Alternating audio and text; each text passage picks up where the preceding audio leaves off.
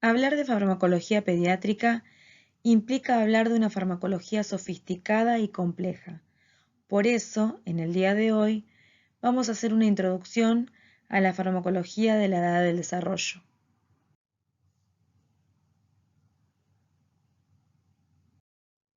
Para entender mejor el concepto de farmacología de la edad del desarrollo, vamos a analizar dos términos por separados y vamos a recorrer primero. Un fármaco es toda sustancia química que al interactuar con un organismo vivo da lugar a una respuesta. Esta sea beneficiosa o tóxica.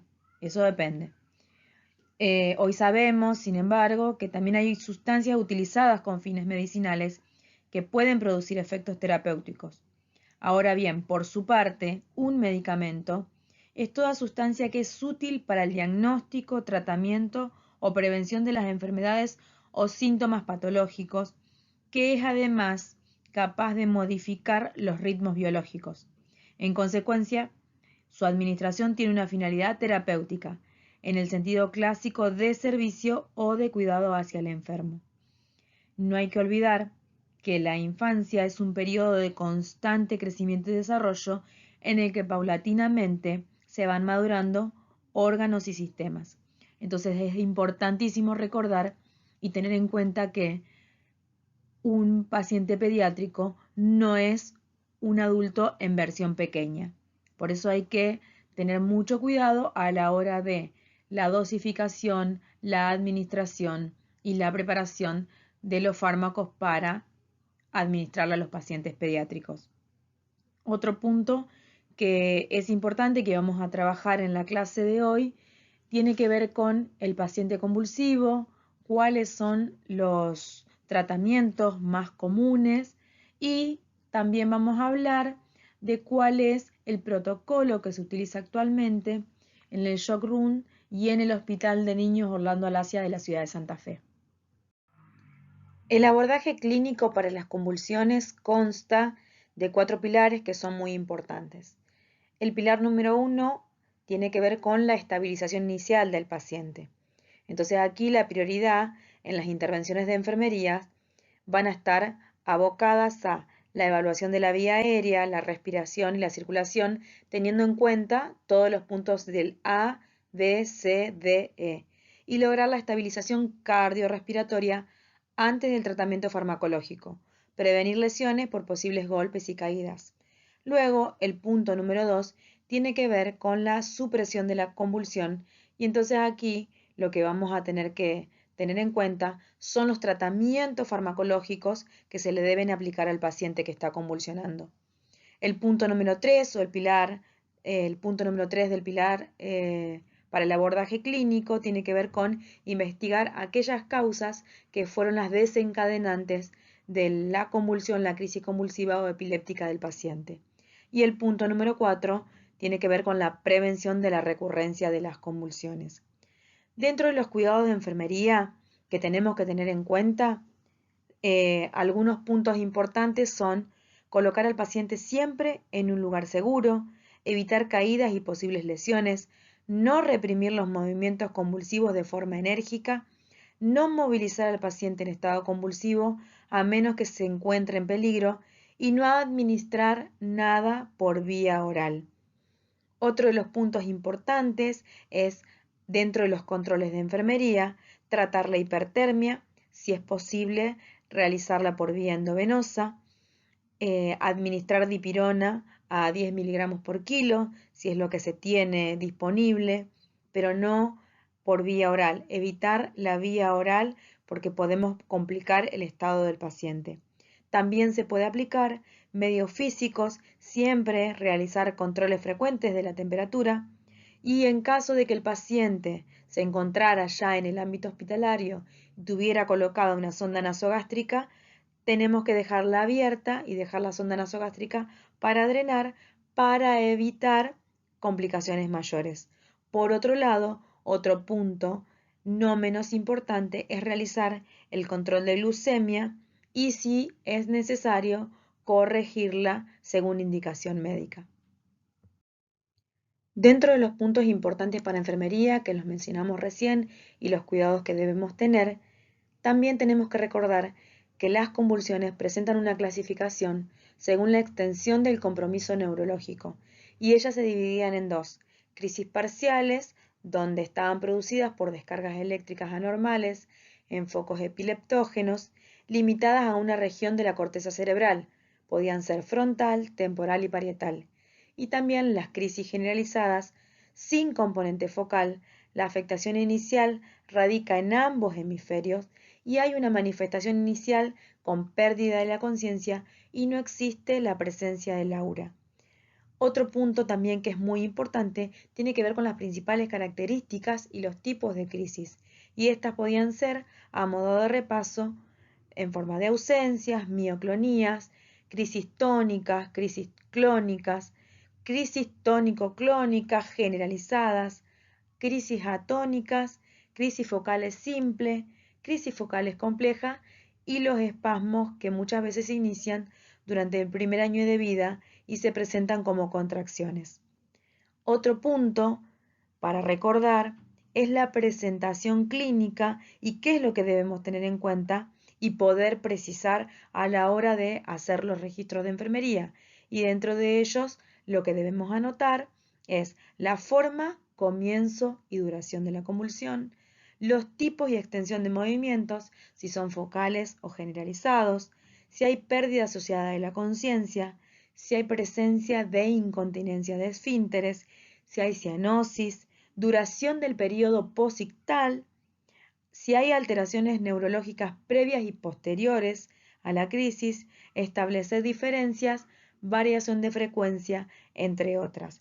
Siempre vamos a dejar todo registrado, recordar que es importante ver cuáles son las características y siempre controlar el tiempo de inicio y cuánto dura esa convulsión.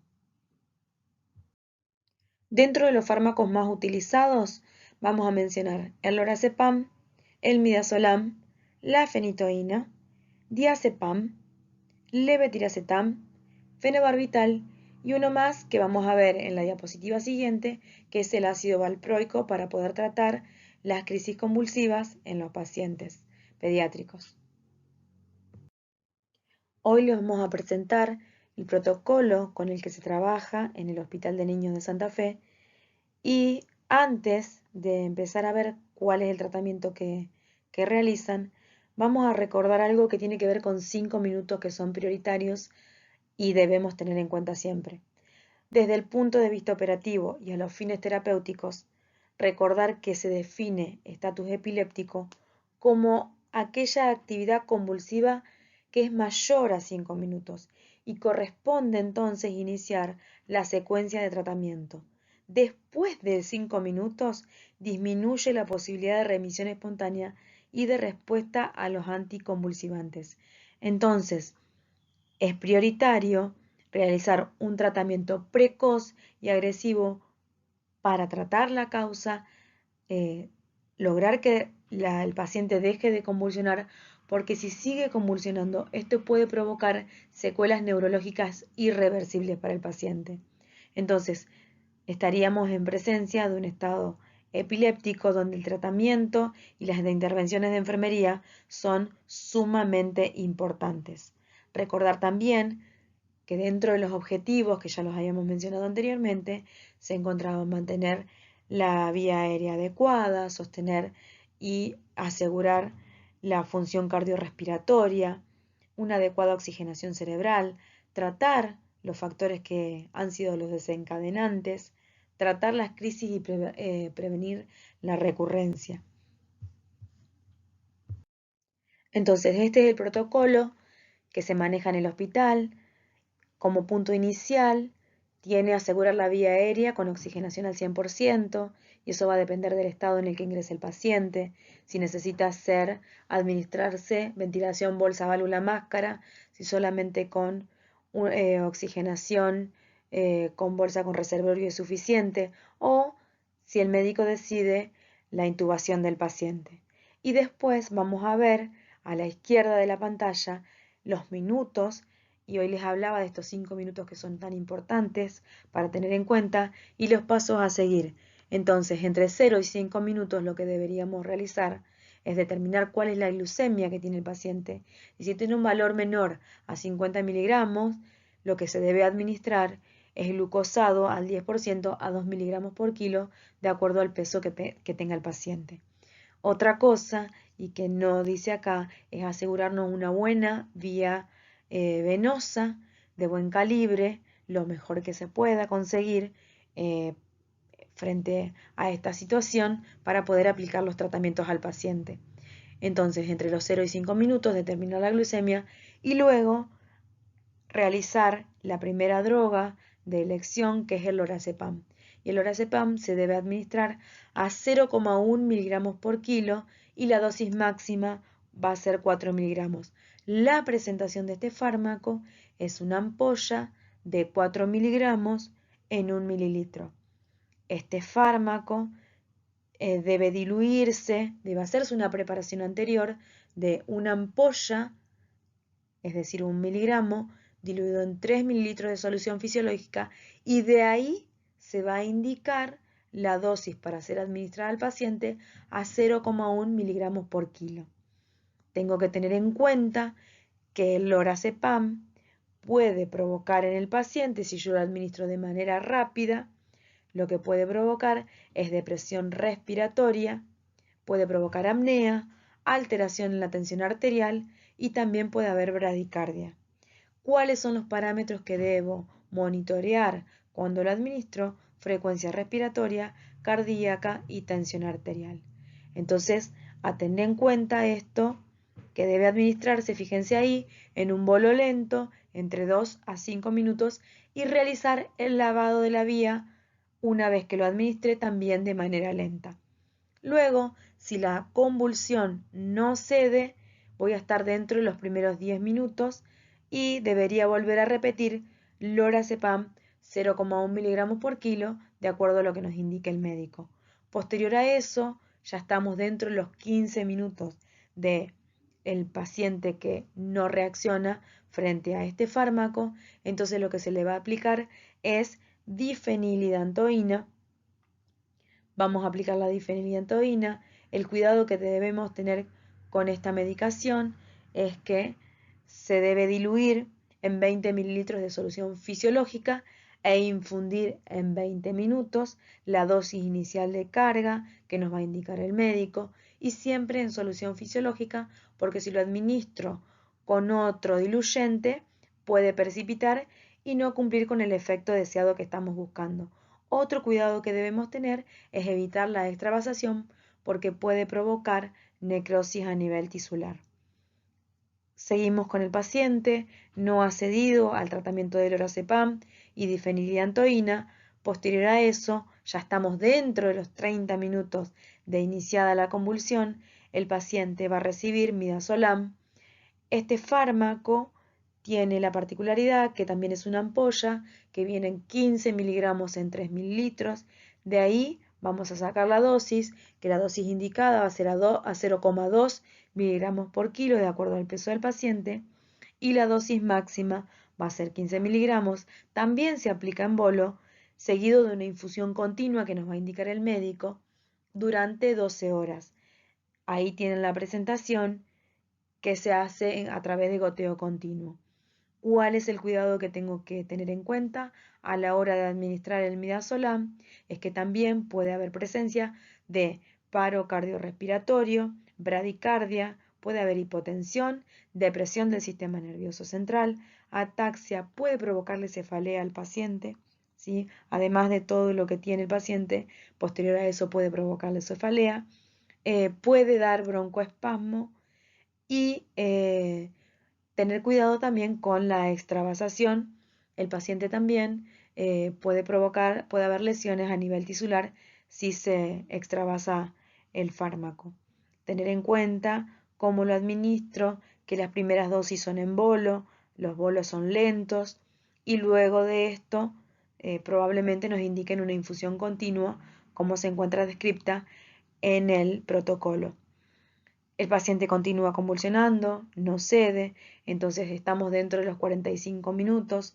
¿Qué es lo que se debe hacer? Se debe aumentar este goteo de midazolam Administrar también, quizás se pueda llegar a administrar otra dosis extra en bolo lento, pero lo más aconsejable, de acuerdo al protocolo, es aumentar el goteo. Si inicialmente dentro de los 30 minutos había empezado a 1 mililitro hora, se decide aumentarlo a 1.5 mililitros hora para ver si tiene efecto el paciente y siempre monitorizar el paciente, sostener la vía aérea y todo lo que tiene que ver con el ABCDE del paciente. Luego, cuando estamos dentro de los 60 minutos, se debe considerar el ingreso del paciente a la UCI para que tenga un monitoreo. Si el paciente ingresa a UCI, probablemente el paciente haya requerido intubación. Piensen que es un paciente que está refractario a todos los fármacos que se le hicieron con anterioridad. Entonces va a requerir de otro tipo de medicación, pero hasta el minuto 90 lo que se va a hacer es ir aumentando el goteo de midazolam.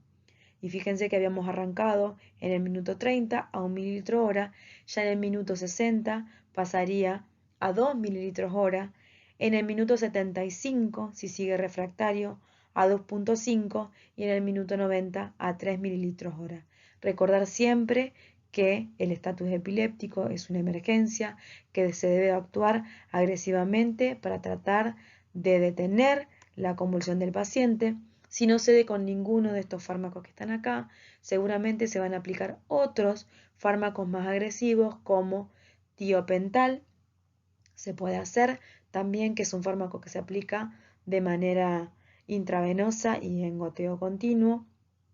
Puede aplicarse el levetiracetam, que lo habíamos mencionado anteriormente, y buscar todas las terapéuticas posibles para que el paciente pueda revertir esta situación que realmente compromete la vida y el estado neurológico.